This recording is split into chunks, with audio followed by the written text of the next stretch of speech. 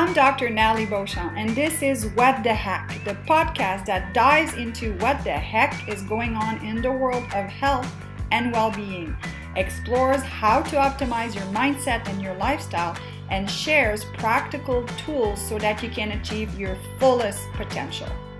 Join me and a special guest each week as we discuss everything from biohacking to diet personalization to cutting-edge detox methods to setting and staying accountable to your goals. Ready to find out what the heck you can do to stay healthy, sharp, and at the top of your game? Let's get started. Hello, everyone, and welcome to the What the Heck podcast. This is Dr. Nathalie Beauchamp, and I am your host for this podcast. Today, we're going to talk about blood sugar and how it's affecting your weight and your health. So before I get started, for the people watching, tell us where you are listening from. And if you have any questions, during the presentation, the podcast, just let me know.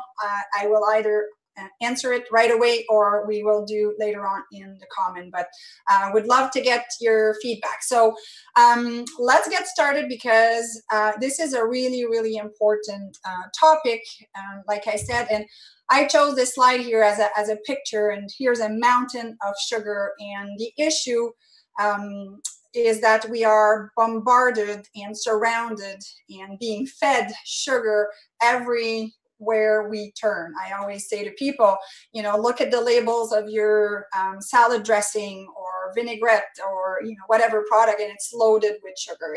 And, sugar, I believe, is one of the main culprit, if not the number one culprit for health issue.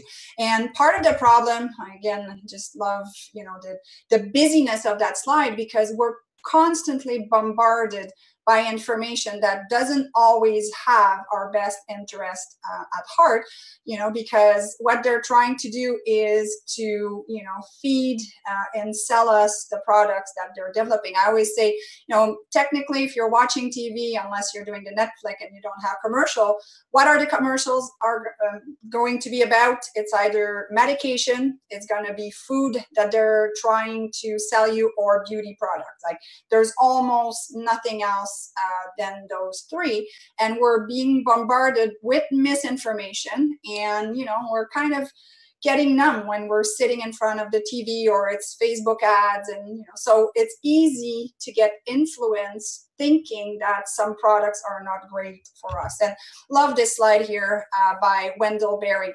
People are fed by the food industry, which pays no attention to health, and are treated by the health industry, which pays no attention to food. And I think, that sentence or that quotation, the quote is so powerful. So let's talk a little bit more about blood sugar and why it's so important. But I think in order to do that, we need to talk about insulin, which is basically the hormone that will regulate sugar and how our body is absorbing and using this sugar. And I think we need to start at a cellular level. So I picked this slide because it's easy to understand that, at a cellular level, we have receptor on the cell that will match for insulin, for the glucose to be used properly by our body. And what happens now is that a lot of people are what's called insulin resistance, kind of the pre-diabetic state, that you're not completely inefficient, but you're sensitive to your insulin sensitive, so your cell are not able to process or absorb the glucose correctly. And what makes us become insulin resistant? A lot of it has to do with cellular inflammation. When there's cellular inflammation, what happens is the hormone, and don't forget, insulin is a hormone, cannot get into the cell properly, and toxins cannot get out of the cell. So we're looking at nutrients that are not getting in, and then toxic materials that the cell is trying to excrete. So being insulin resistant is, something that we really have to pay attention to. Now, I could do a whole podcast on this one here, but what does the brain need to fuel itself? Well, it needs exactly that fuel, oxygen and stimulation. But in terms of fuel, the body is very much trained to use another type of fuel called ketone bodies. And they're basically a byproduct of us using our fat as fuel as opposed to glucose. So what we're really starting, we're not starting to, we've known this for a long time, but I guess it's becoming mainstream or more mainstream that the body is more efficient at using ketones, and ketones are a cleaner fuel to use than glucose, which will create and perpetuate that inflammation at a cellular level, as I was talking about. So the brain does need, or the body needs to be trained to convert fats properly into a source of fuel. But at the end of the day, believe it, we don't need as much glucose as it was once thought that we would. So what are the symptoms of being insulin resistant? So, I mean, there's a slew of different symptoms, but one of the main one that I see all the time is the inability to lose weight. There's, greater appetite, anxiety, heart palpitation, water retention, fogginess, foggy brain. And how many people can relate with foggy brain? Type it in the comment if you're okay to share some of those symptoms. But these are symptoms that people kind of blame on age. And I get mad at patients when they say, oh, I'm getting older. I'm like, bull, you know what? We should not blame everything on age. There's a lot of things that are not normal, and they're basically tail sign that our bodies are not working properly. So I've come up with 3 different hacks and I mean, I could have gone, 5, 7, or 8, but at the end of the day, it's trying to be efficient on time here. So the first hack that we're going to talk about, is decreasing the body inflammation. And to do that is it is very important to do that with our diet. I always say to people, food first. I can't say it enough. Supplements are great, shakes are great, but food first. And with my book, Hack Your Health Habit, which I have a copy here, and of course I've got copies everywhere in the house now that it's been launched, and you can purchase a copy of the book on Amazon.ca or on Amazon.com. But I always say to people, food first. So in the book, I came up with what I named the Hack Your Health Habit Food Pyramid, and I'd love to go over with you. And you probably also know that I'm all about personalized adaptation on everyone's diet. So, I mean, of course, these are guidelines if people want to go even more ketogenic, if people are vegetarian. But I try to really come up with a food pyramid that made sense from an anti-inflammatory point of view, and that was, I won't say standard enough, but easy for a lot of people to follow. So the first, at the bottom of the food pyramid are non-starchy vegetable. And I always joke when I do presentation that you get a bunch of nutritionists or healthcare practitioner in a room, and they probably would disagree with just about everything but the non-starchy green vegetable. I think we're all on the same page on this one. The second one that I think are crucially important are fermented foods. And lucky enough for us, my guest on next week's podcast is going to talk to us about fermented foods and telling us, how we can make it easy and do it at home. The second layer, still, we're looking at healthy fats. And I think, unless you've been living under a rock, I think it's, again, like I said, more mainstream for people to realize that we need the good fats. So we're looking at avocado, olive oils, nuts, salmon. So we need those fats. We've been, brainwashed at low fat, and look where it led us, because, we're even more overweight and the rate of diabetes is going up, not down. The other one is the third layer of the pyramid is dairy. Now, again, some people don't do dairy at all, and that's fine. It is a preference. Again, there's no one size fits all, but I would put this one on the third level. And then we have protein, which are building blocks required for our body to function properly. But we have to think that if we don't need as much protein as we once thought, because what happens to a process of I can't say that word, gluconeogenesis, here we go, the protein will be converted into sugar. So we want to be careful with that one as well. But we do need some protein. And oftentimes, especially with my female patient, I'll say, I'll have a look at what they're eating for a week, and by golly, they're eating mostly carbs. There's barely any protein and there's barely any fats in there. So no wonder they're starving and, they're hungry all the time and they're just not feeling energetic. The other layer is starch and fruits. And then the other layer above that is sprouted grains.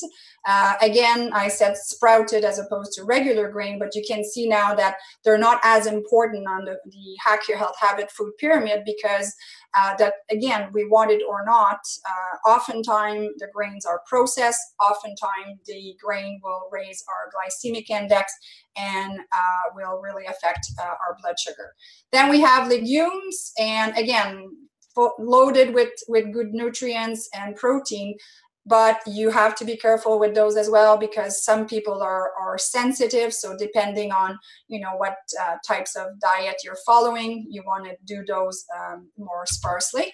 And at the top, and it's really, really small, we can almost not see what's on there, healthy indulgence that I call them. So I know myself, I love dark chocolate, the 85%, so it's going to be my treat. Well, not really a treat, but it's got really good health benefit, but that's what I will consume when it comes to sweets. Now, some people need a little bit more, but you can really be creative that, there's going to be some cocoa in, let's say, a coconut smoothie or pudding type of thing. You're still getting all the good values of the coconut milk or the yogurt, coconut yogurt, but you're getting a little bit of those sweets. So to me, this food pyramid made a lot of sense, but like I said, again, everybody has to adapt to their own specific diet. Hack number 2 is high intensity interval training. Again, they're becoming more and more mainstream. We're really now finding out that we don't need to work out for hours, is actually counterproductive most of the time. So HIIT training, very important. And, I was just doing my workout this morning and I was short on time. And guess what I did? A quick HIIT training, and it felt good. It felt like I did something, and I know it's going to be beneficial for my body. So from an insulin point of view, workouts really can help making people more efficient and not resistant to insulin, and use their glucose more efficiently as well. So that's for hack number 2. And hack number 3, and again, I go back to food first, food first, food first, food first, food first. I can't say it enough.